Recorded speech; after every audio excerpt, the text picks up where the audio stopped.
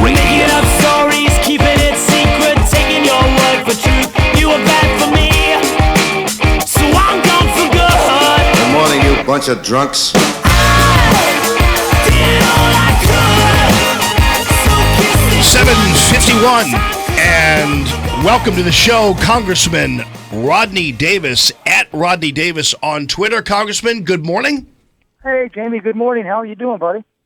Well, what are you doing, man? I mean, this is impossible to believe that you guys are dumping Trump the way you are and saying that you're not going to vote for Donald Trump a month out of this election. I don't get it. Well, Jamie, it was a parental decision that we made, that my wife and I made Saturday morning to do what we thought was best, and it was my personal endorsement. I endorsed the candidate I didn't vote for. I was a big Marco Rubio fan in the primary, and I endorsed him because of a lot of friends I have that supported him in and around my district. But the video Saturday, my wife and I made a decision that my personal endorsement be taken away. I wish everybody votes their conscience, and I hope that we can all band together and defeat Hillary. Well, how are you going to do that by not voting for Donald Trump? Well, I wish I had that much power, Jamie. Well, you do, because you do. You are a congressman, and let me tell you something. You say you and your wife decided to do what's best. How could you possibly believe that paving the way for Hillary's election is what's best for this country, especially since you are locked down on gun rights, you're locked down on your pro-life record, you're locked down on your defense of civil liberties? Those three things shattered by a Supreme Court put together by Hillary Clinton. I can't imagine that is in any way politically, morally defensible to allow that to happen. Well, Jamie, I wish I could be blamed for Hillary Clinton winning, but I don't have that much power. Well, I'll tell you what, you will be blamed. You will be blamed. Well, we would be blamed regardless. But the issue at hand is, the 20 electoral votes in Illinois were never in question, and I'm just as concerned about the Supreme Court as anyone else is. And the blame will lie on one person winning or losing this race, and not on everybody who endorses.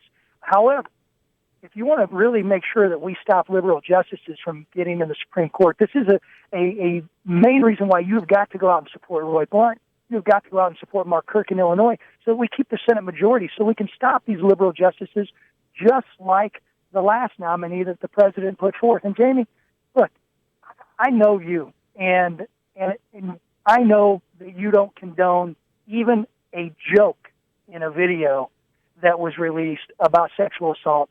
And just as I am dead set on all those great issues, because that's what I believe in, I also believe that as a leader in stopping human sex trafficking and violence and sexual assaults across the college campuses in this country, I've got a moral right to stand by what I say, to reduce them too. Right, but Bill, but that has nothing to do with anything Donald Trump said 11 years ago. And here's the other thing, Congressman. Are you telling me, Jamie, that you would defend what was said there? No. Don't play that game with me, because here's the deal. I know that you guys like to bring up your daughters and your sons. I got 3 daughters, and I know very well that what Donald Trump said 11 years ago isn't going to harm them nearly as much as a Hillary Clinton presidency that will destroy our economy and destroy our Supreme Court and pave the way for all kinds of diminishments of our constitutional rights. And so, yeah, I'm definitely concerned about my children.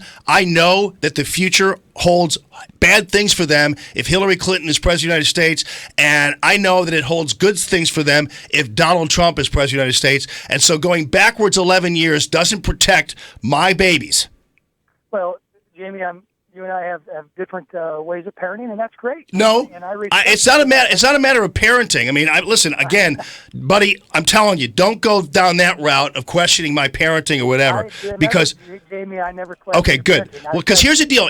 We have a different way of making these decisions, and this is where my personal endorsement comes in, Jamie. And that's why I come on your show. I don't mind actually being criticized for some of the decisions I make. I know every decision I make has a consequence. And frankly, this is not a decision that was an easy decision. It was one that's tough. I'm a Republican. I want to see us have Republican policies in the executive branch.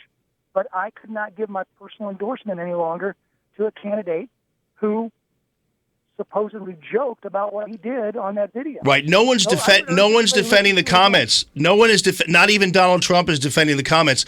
But I can't imagine. And here's the other thing. I guess in many ways, if you really want to get right down to it, that I guess the fact that you are so supposedly strong on the pro-life movement, you still voted for a spending bill that funded Planned Parenthood. And you weren't called out on that by me. And there are people who voted for you and who continue to support you despite your support for these horrible trade agreements and for Planned Parenthood through the spending bill. And they give you a pass on that because they figure, well, let's do the Ronald Reagan 80-20 rule. But you're not doing that for either Donald Trump or the people who've worked really hard to support you. I haven't heard from one person in your district all morning long who is going to support you in this election. And keep in mind, even though you comfortably won in 2014, in 2012, you won that election by about 0.4 percentage points. And there are a lot of Democrats there, and you having Republicans leaving you is going to hurt you. And I know that you care more about your principle. I get that, but the idea is that we need people. You guys who think that Trump is hurting down ballots, the fact that people don't support him will be what hurts them, not the fact that people do. Well, Jamie, I appreciate your comments, and frankly, I know any decision I make has consequences, and if it has electoral consequences, so be it. But I'm going to continue to stand for the decisions I make. And you mentioned the end of the year spending bill. I have this discussion a lot with folks. There is no line item for Planned Parenthood in the spending bills that we've passed. As a matter of fact, a vote against the omnibus bill last year was a vote against the Hyde Amendment, was a vote against to outlaw abortion being paid for by taxpayer dollars anywhere in this country, so and in the globe. So I'll take whatever heat I get for any vote or any endorsement I make, and that's okay. That's right. That's what being a public official is all about, and that's why I always come on your show, and I'm willing to take whatever criticism you levy.